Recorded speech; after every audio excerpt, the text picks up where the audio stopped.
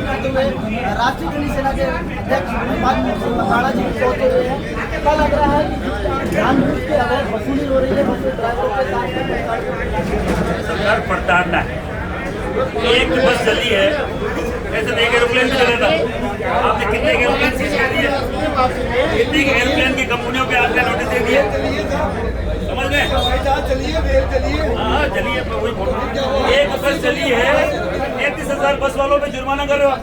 तो जुर्माना भी कोई छोटा मोटा नहीं, लाखों पे जुर्माना चल रहा है और आप सेटल कर ले लाखों पे जुर्माने को। 30,000 दे दे, 10,000 दे दे। और उनके जो गुंडे पाल रखे हैं, आरटीओ ने 5-7-10 वो लट लेके रोड पे खड़े रहते हैं, हमारे ड्राइवर कंडक्टर को मार रहे हैं।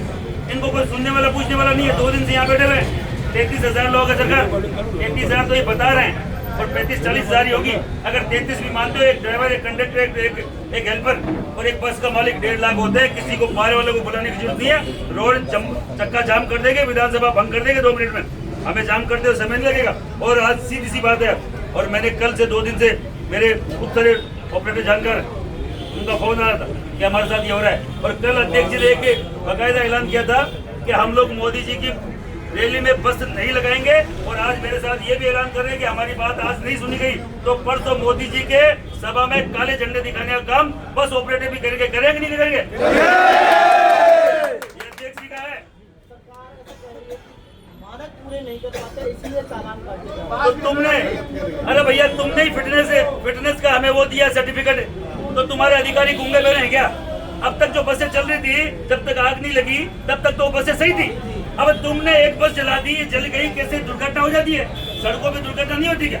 हमारा बस का ड्राइवर कंडक्टर हर दिन अपनी जान को हथेली पे लेके यहाँ से वहाँ लेके जाता है बसों की यात्री को। और आप रोड पे खड़े करके आरटीओ हमारी बहन बेटियों को रात को 12 बजे बस से नीचे उतारते हो। उनके साथ अगर रेप हो गया, उनका जिम्मेदार कौन है?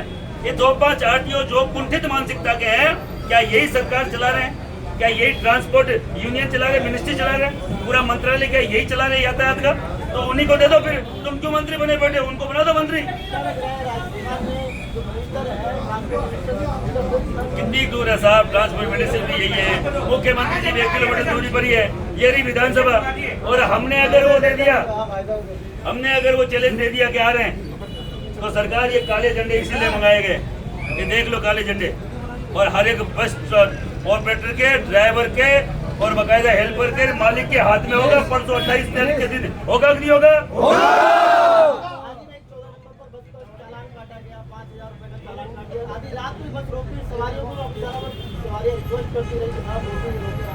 ये कानून है क्या कहीं का? बस पे आप चलो चालान कर सकते हो। सवारियों को उतार के जिन्होंने अपना पैसा दिया टिकट का और कहीं ना कहीं ट्रेवल एजेंसी पे भरोसा करते हैं साहब, ये साख की बात है। ये साख एक दिन में नहीं बनती। कोई भी ट्रेवल्स एजेंसी का मालिक अगर कहीं 20 साल, 25 साल, 50 साल बैठा है, तब उसकी वो टिकट बिक रही है और आप सवारी को उतार दोगे, उसकी जिम्मेदारी होती है उसके कंडक्टर की, उसके ड्राइवर की। आप वो जिम्मेदारी अपने पे ले रहे हो क्या? अगर उन महिलाओं के साथ कुछ हो जाता वो जिम्मेदारी किसकी बनती? कल को वो फिर बोलते कि साहब ये कंडक्टर खराब था, ये बस ड्राइवर खराब था। एक बस ड्राइवर के, कंडक्टर के गलत अनुचित कार्य को लेके सबको थोपना और सबको परेशान करना कतई उचित नहीं है। हम लोग विरोध करेंगे और बाकायदा सड़कों पे आएंगे। मोदी जी की सभा में काले झंडे दिखाने का काम मेरे ये सब ड्राइवर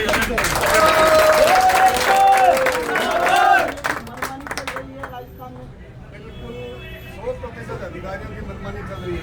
मंत्री को ये ज्ञान नहीं है कि मोटर वाहन अधिनियम क्या है, मोटर वाहन नियम क्या है और कौन सा नियम कब लागू है, कोई ज्ञान नहीं है। अधिकारी कहता है जो नियम 2025 में लागू हुए या 2019 में लागू हुए, उसको 2002 वाली मोटर वाली गाड़ी के लिए करने के नहीं, तेरे को भी तो ऐसा ही करना पड़ेगा। अरे भाई कानून की बात नहीं मान रहे हो और कानून को समझ ही नहीं रहे हो और कानून को